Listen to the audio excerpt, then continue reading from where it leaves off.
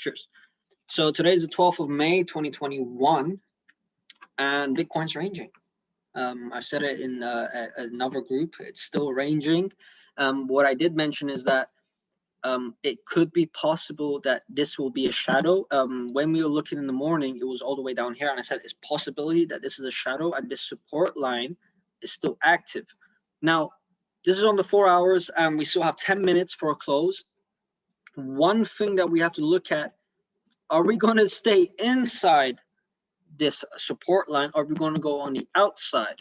Now, if you break this, we're going to look at a support line here, which is around $55,821. And then if that breaks, well, I've got a Fibonacci. So there's a 0.618 from swing low to recent swing high, which is from, so basically how I do it, let me just delete this so I can show it to you guys. So I get the Fibonacci tool and I use the swing low from here all the way to swing high, recent swing high. And this will be the $55,234 on the 4 hour time frame, where this should be a support zone or a buy zone. Then again, in 9 minutes, we're going to find out where we are.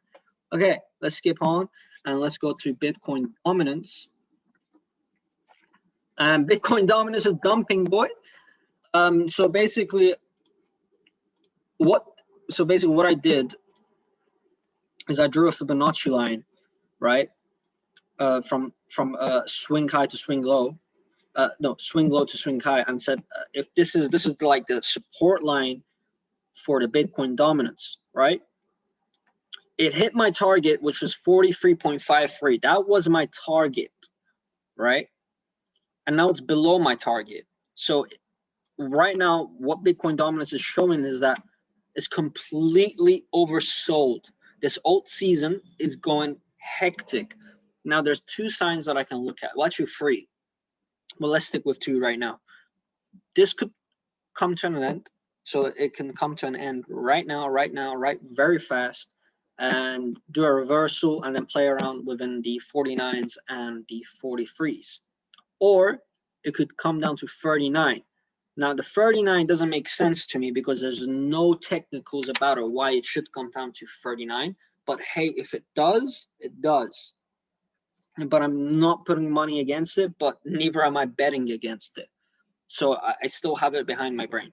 So let's move on from Bitcoin dominance because it's pumping and it's good, because that means altcoins can succeed. But bear in mind, when altcoins succeed, you shouldn't fall in love with real altcoins because they can definitely dump. They're going to dump at least 80 to 99%. 80 to 99%. So be careful of the coins that you hold. All right, now I'm going to change it to Ethereum to the Bitcoin pair. I'm going to check this on Coinbase, Binance. And yeah, it's still pumping. I mean, Ethereum's still pumping. The target is, of course, 0.0864, which is just close enough to being 1/10 of a Bitcoin. Again, it still has a lot of room to go. But if I look down to the RSI and MACD, the RSI is saying, listen, mate, you're overbought. You need to calm down. You need to chillax. You need to probably get rejected from the 0.08. Come down, get a bounce off the MACD, and then go back up again. I mean, that could be a possibility, but hey, then again, it's still not a hockey stick. It still has a lot of room to run, especially on the daily. If I move it on to the weekly, we still have a lot of room to run, guys. So clearly, Ethereum has a long way to go. It has a lot of targets to hit. I don't personally hold any Ethereum because I don't like the technology behind it. But in terms of value and money, it will still go higher. I wouldn't put my money on it, but it will definitely go higher to 0.08, probably 0.09, and then look at the golden gates at 0.1 of a Bitcoin. So that should roughly make Ethereum around, let me see, $6,000 to $7,000 each, maybe more actually. It depends on Bitcoin's price. Okay, I'm gonna move on. I'm gonna show ADA within the coin charts. And again, ADA is ranging. It's going up like a snail. It's very slow at what it does, but that matters because when it's slow, it has an explosive move to come. ADA has not had its explosive move yet at all. Because if you look at the 2018 hype cycle, look at the weekly candles and look at the weekly candles we are having. Our weekly candles compared to 2018 is nothing. And look at the volume. We had more volume in 2018 compared to this year. So clearly Cardano hasn't had its explosive move yet, but it's due for a pump. It's due for an explosive pump. And I did draw some targets for it, which is the 4,170 Satoshi mark, 4,700, and then we're going to look at the golden gates, which is 5,838 to 7,251, and then of course we've got the all-time high around 8,800 Satoshis, which would roughly lead Cardano across a $5 to a $10 mark. So that would be at the peak of the cycle. But one of the best strategies on how you can exit, dollar cost average. The way that you dollar cost average, you dollar cost average out of your positions, and what you do with your money is, it depends on what you're doing with your lifestyle. You either want to get it in dollars or pounds or whatever currency you're from, or you convert it to Bitcoin. Bear in mind, the more people who convert in Bitcoin cycle will now pop. And something that I didn't speak today at all, because I don't really talk about Glassnodes, is the SOPR range. So basically the amount of people holding in profit and the amount of people are buying is declining. So whenever that happens, you can even Google this, by the way, it's called the SOPR Bitcoin chart. Just type in SOPR Bitcoin chart, and you can go on Twitter, it's on there as well. So what happens is that when that declines, every time that declines, it means that a huge explosive Bitcoin growth spurt is going to come out, 90% to the upside. So we're going to find out. Great. We're going to look at one more coin. I want to bring someone up from the panelists. So anyone can come up right now with just one person randomly, and you can just say one coin that I can look at. One coin. So we can raise the hands up, and you can just come up and say one coin that you love me to look at. I'm going to bring someone random. Ali Siraj. Hello. Hey. How are you? Can you analyze AVAX? Okay. All right. Yeah, Cheers. AVAX. All right. Cool. Ali, I'm going to do that now. I'm going to move you back to the audience, and I'm going to look at AVAX. Okay. Thanks. Cheers. Thanks. Cheers. AVAX. I'm going to look at that.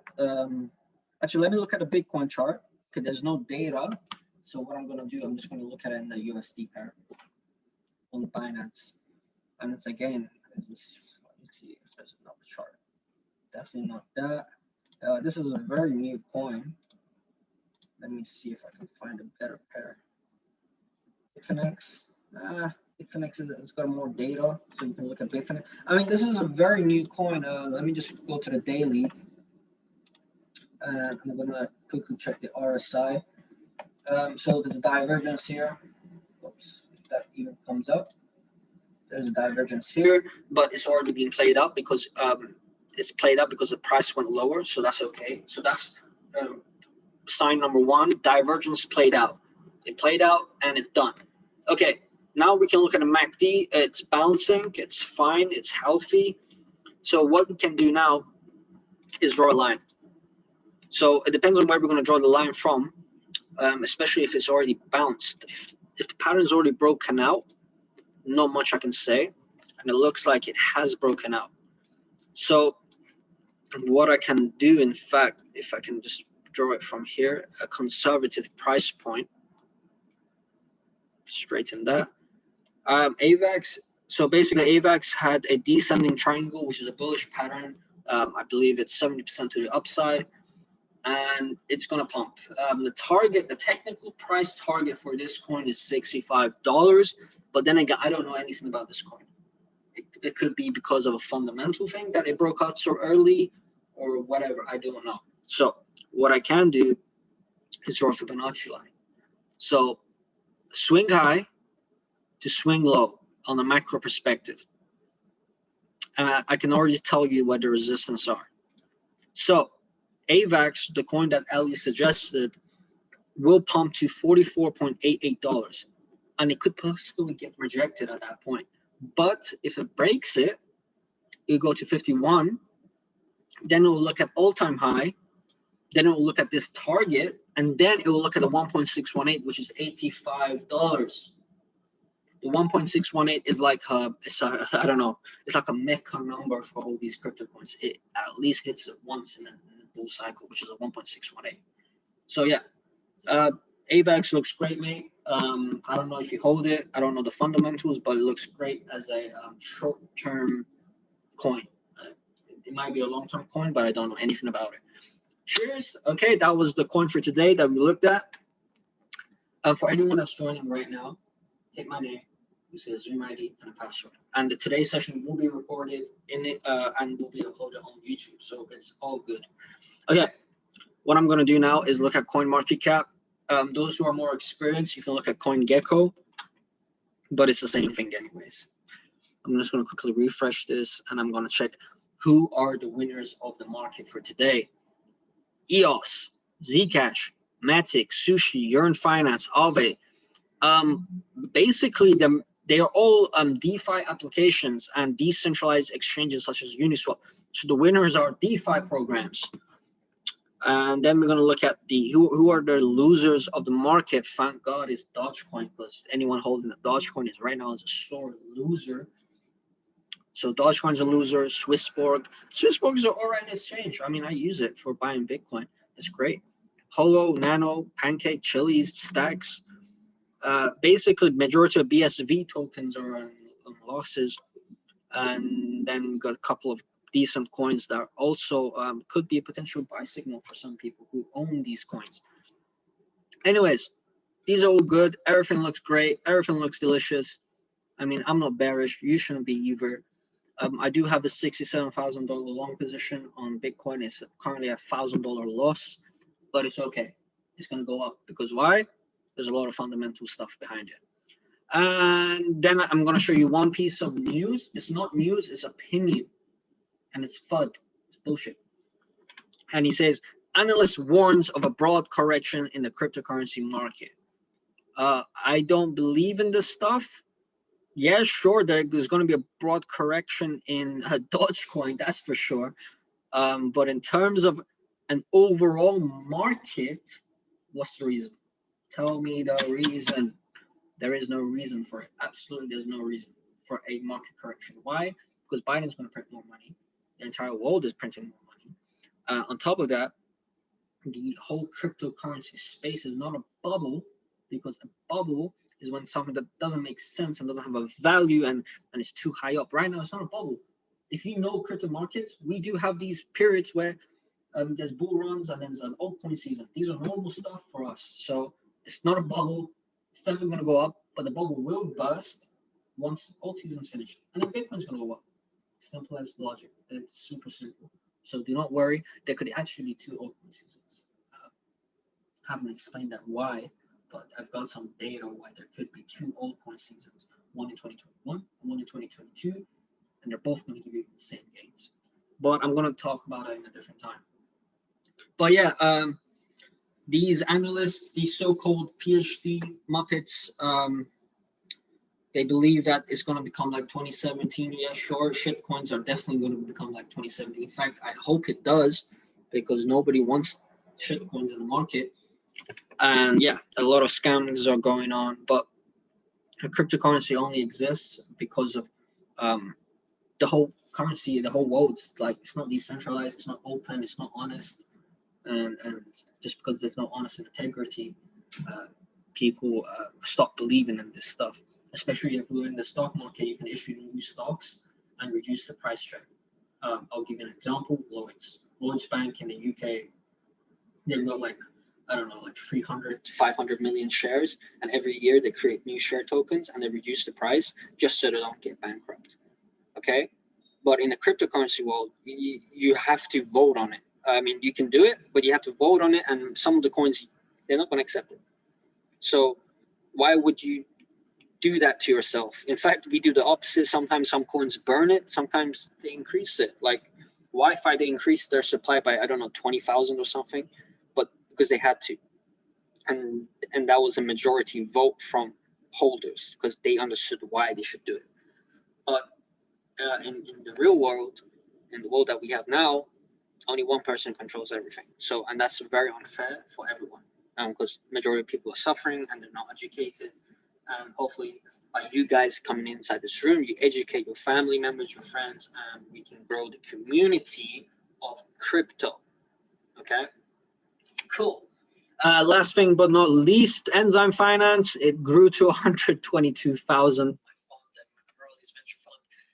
And one token that I completely shilled this token, Sushi. I was buying this token up for the fund. We have 1,300 shares of this fund. It's now valued at 22,575, and that's 20% gain to all the investors in my fund. So that's all 40 people. They just made a 20% gain on Sushi, and if they like, they can withdraw. So if anyone's in my fund and you like the gains that you're having, you can withdraw anytime you want. That's the whole point about being a decentralized financial ecosystem. There's no owner, and I don't have any say. But what I can do is make good investment purchases, which is great. We're currently up on May and April, so that's 2 green months currently. There's still a long way to go. And yeah, if the broader correction does happen, then we shall decline, just like anyone else. Okay, so that's it for today, guys. I hope everyone enjoyed today's session. I'm going to stop.